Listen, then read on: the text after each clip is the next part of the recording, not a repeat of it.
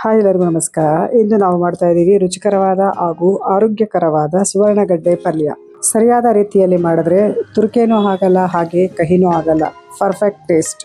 ಮೊದಲಿಗೆ ಒಂದು ಅರ್ಧ ಕೆಜಿಯಷ್ಟು ಸುವರ್ಣಗಡ್ಡೆ ತಗೊಂಡು ಚೆನ್ನಾಗಿ ವಾಶ್ ಮಾಡಿ ಅರಿಶಿಣ ಪುಡಿ ಮತ್ತು ಉಪ್ಪು ಹಾಕಿ ನೆನೆಸಿಟ್ಕೊತಾ ಇದ್ದೀನಿ.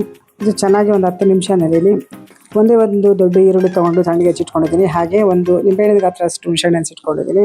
ಒಂದೆರಡು ಒಣಮೆಣಸಿನಕಾಯಿ, ಒಂದು 20 ಕರಿಬೇವಿನ ಎಲೆ, ಅರ್ಧ ಚಮಚ ಸಾಸಿವೆ, ಒಂದು 1/4 ಚಮಚ ಜೀರಿಗೆ ತೊಗೊಂಡಿದ್ದೀನಿ. ಹಾಗೆ 1 ಚಮಚ ಶುಂಠಿ ಬೆಳ್ಳುಳ್ಳಿ ಪೇಸ್ಟು, 2 ಚಮಚದಷ್ಟು ಕೊತ್ತಂಬರಿ ಸೊಪ್ಪು, ಹಾಗೆ ಮಸಾಲ ಖಾರದ ಪುಡಿ 2 ಚಮಚ, ಒಂದು 1/4 ಚಮಚದಷ್ಟು ಗರಂ ಮಸಾಲ ತೊಗೊಂಡಿದ್ದೀನಿ. ಹಾಗೆ 2 ಚಮಚದಷ್ಟು ಎಣ್ಣೆ, ರುಚಿಗೆ ತಕ್ಕಷ್ಟು ಉಪ್ಪನ್ನು ತೊಗೊಂಡಿದ್ದೀನಿ. ಮಾಡೋ ವಿಧಾನ ನೋಡ್ಕೊಂಬರೋಣ. ಮೊದಲು ಒಂದು ಬಾಣಲಿಗೆ ನೀರು ಹಾಕಿ ಚೆನ್ನಾಗಿ ನೆನೆಸಿಟ್ಟಂತಹ ಸುವರ್ಣಗಡ್ಡೆ ಹಾಕ್ಕೊಂಡು ರುಚಿಗೆ ತಕ್ಕಷ್ಟು ಉಪ್ಪು, ಒಂದು ಅರ್ಧ ಚಮಚದಷ್ಟು ಅರಿಶಿಣ ಪುಡಿ, ಹಾಗೆ ಒಂದು ಅರ್ಧ ಬಟ್ಲಷ್ಟು ಹುಣಸೆಹಣ್ಣಿನ ರಸ ಹಾಕಿ ಲಿಡ್ ಕ್ಲೋಸ್ ಮಾಡಿ ಬೇಯಿಸ್ಕೊತಾ ಇದ್ದೀನಿ. ಇದು ಬೇಯೋದಕ್ಕೇನು ತುಂಬ ಟೈಮ್ ಏನು ತೊಗೊಳ್ಳೋದಿಲ್ಲ, ಸ್ವಲ್ಪ ಬೇಗನೆ ಬೆಂದ್ಕೊಳ್ಳುತ್ತೆ ತರಕಾರಿ. ಇದು ನೋಡೋದಕ್ಕೆ ಮಾತ್ರ ತುಂಬ ಗಟ್ಟಿಯಾಗಿರುವಂತಹ ತರಕಾರಿ ಅನಿಸಿದ್ರು ಕೂಡ ಇದು ಬೇಗನೆ ಬೆಂದ್ಕೊಳ್ಳುತ್ತೆ. ನೋಡಿ, ಚಾಕುವಿನಿಂದ ಈ ಥರ ಸಾಫ್ಟಾಗಿ ಬೆಂದಿರಬೇಕು. ಈಗ ಒಂದು ಬಾಣಲಿಗೆ 2 ಚಮಚದಷ್ಟು ಎಣ್ಣೆ ಹಾಕ್ಕೊಂಡು ಒಂದು ಅರ್ಧ ಚಮಚ ಸಾಸಿವೆ, 1/4 ಚಮಚದಷ್ಟು ಜೀರಿಗೆ, ಒಂದು ಹೆಚ್ಚಿದಂತಹ ಈರುಳ್ಳಿ ಹಾಕ್ಕೊಂಡು ಒಂದು 20 ಕರಿಬೇವಿನ ಎಲೆ, 2 ಒಣಮೆಣಸಿನಕಾಯಿ ಹಾಕ್ಕೊಂಡು ಫ್ರೈ ಮಾಡ್ಕೊತಾ ಇದ್ದೀನಿ. ಇದೆಲ್ಲ ಸ್ವಲ್ಪ ಸಾಫ್ಟಾಗಿ ಫ್ರೈ ಆದಮೇಲೆ 1 ಚಮಚದಷ್ಟು ಶುಂಠಿ ಬೆಳ್ಳುಳ್ಳಿ ಪೇಸ್ಟ್ ಹಾಕ್ಕೊಂಡು ಹಸಿ ವಾಸನೆ ಹೋಗೋವರೆಗೂ ಫ್ರೈ ಮಾಡ್ಕೊಳ್ಳೋಣ.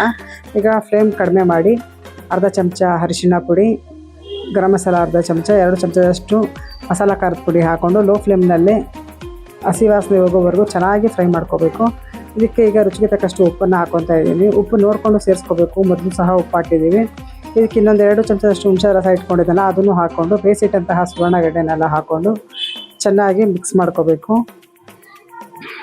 ಮಸಾಲೆ ಎಲ್ಲ ಸುವರ್ಣಗಡ್ಡೆ ಚೆನ್ನಾಗಿ ಅಬ್ಸರ್ವ್ ಮಾಡಬೇಕು. ಅಲ್ಲಿವರೆಗೂ ಚೆನ್ನಾಗಿ ಫ್ರೈ ಮಾಡ್ಕೊತಾ ಇರಬೇಕು. ಮೀಡಿಯಂ ಫ್ಲೇಮಲ್ಲಿ ಚೆನ್ನಾಗಿ ಫ್ರೈ ಮಾಡ್ಕೊಳ್ಳಿ. ಸುವರ್ಣಗಡ್ಡೆ ಕಟ್ ಮಾಡ್ಕೊಳ್ಳೋದು ಒಂದೇ ತಡ.